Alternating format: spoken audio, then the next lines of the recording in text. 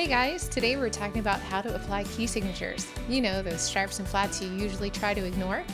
We're going to make it easy. Have your instrument handy so you can play along. When we play music, most notes are going to be natural, but some might be flat or sharp. If you're not clear on how flats and sharps work, check out the video Chromatic Patterns for String Players. It's in my tutorial playlist, and I'll link it below. Composers could put sharp or flat symbols in front of every sharp or flat note, but that would take lots of time and be really messy. We keep things organized by putting the sharp or flat symbols we need at the beginning of every line of music, so we can just agree ahead of time which notes are going to be sharp or flat. Let's just keep things simple for now and talk about sharps.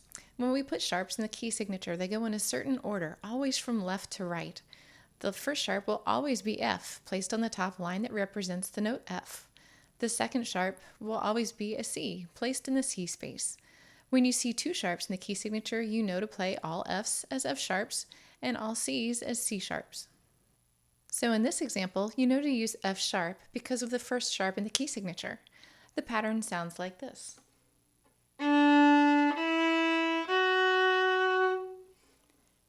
Now try playing it with me. You'll hear 4 clicks to set the tempo.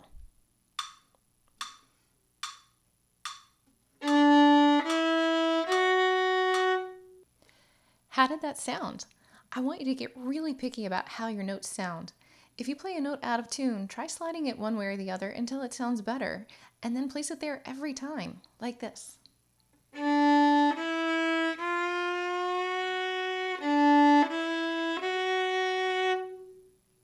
Make sure your first finger is in tune, and then notice how it feels to play a whole step to second finger. Let's try this example one more time with really good intonation.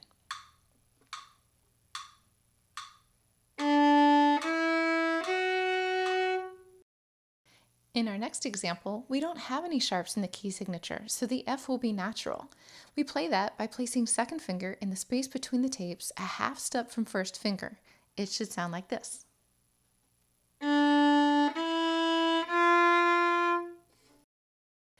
Now you try.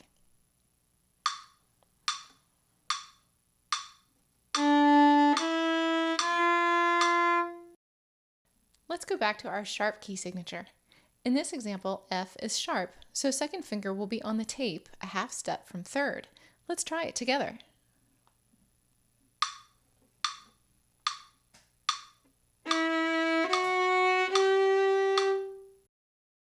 These notes look the same as the last example, but we've taken away the sharps in the key signature. Now we'll use F natural, low 2. Make sure your half step is really close from first to second finger. Ready?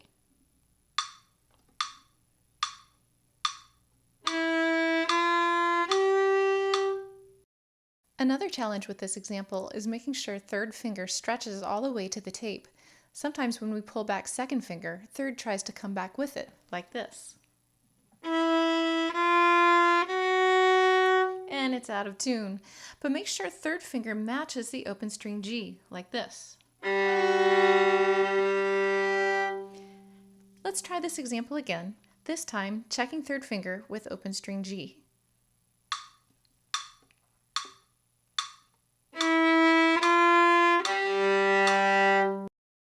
So much better, right? Paying attention to your intonation will really take your playing to the next level. Always listen for the sympathetic vibration or that ringing tone that you get when you play a note that exactly matches an open string. All right, I bet you're getting the hang of this, so let's crank through some more examples a bit faster. I'll give you a second to look at each one, then you'll hear the metronome and play.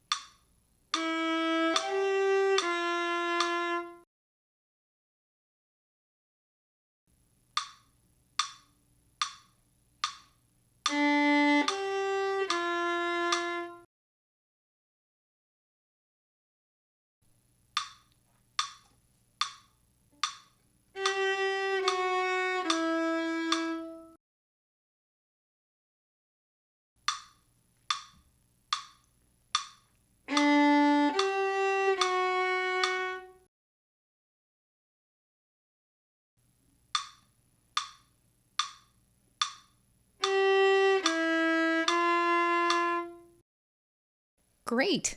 Let's try the same concept on the A string. Now you have to pay attention to how many sharps are in the key signature.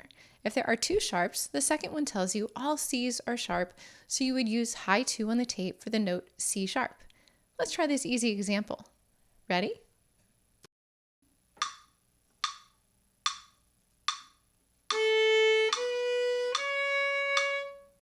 In the next example, the notes look the same, but there's only 1 sharp in the key signature. F's are sharp, but C's aren't. We have to use low 2 for C natural here. Make sure to pull second finger all the way back to first finger. Let's try it.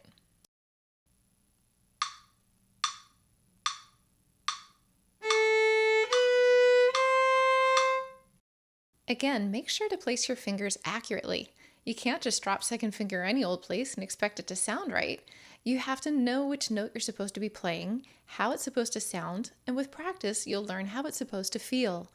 For now, second finger will either be close to first or third finger. In the next few examples, pay special attention to where your half steps are. If you're not sure, pause the video to think it through. Don't forget to check your key signature.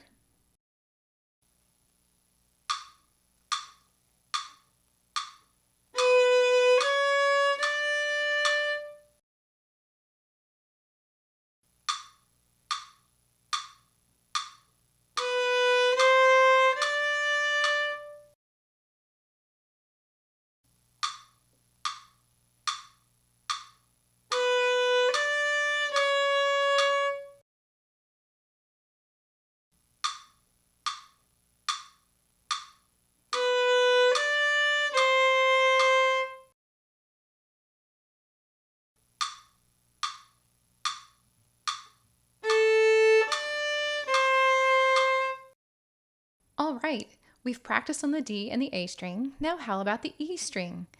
We have the same basic idea here for second finger. G sharp is high 2, G natural is low 2. G sharp is always the third sharp in the key signature. If it's there, use high 2 on the E string. If it's not there, use low 2.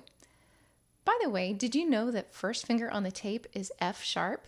If you need to play F natural, it would be a low one, but we'll practice that another day. For now, we'll keep first finger on the tape, but let's use a faster tempo.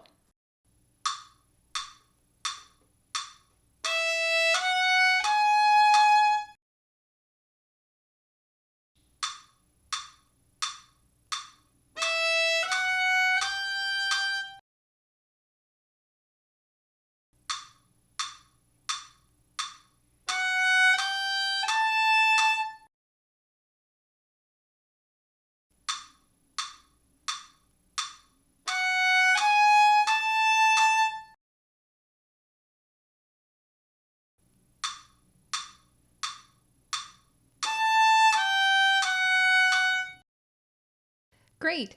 Now we've applied key signatures using high 2s and low 2s on the D, A, and E strings, but we've saved the best for last. You finally get to play a flat. Second finger on the tape on the G string is B natural, not B sharp. That means if we use low 2, it will be a B flat. We haven't talked about flat key signatures, but B flat is always the first one. So if you have any flats in the key signature, you use low 2 on the G string for B flat. If there are any sharps, or even nothing at all in the key signature, use high 2 for B natural.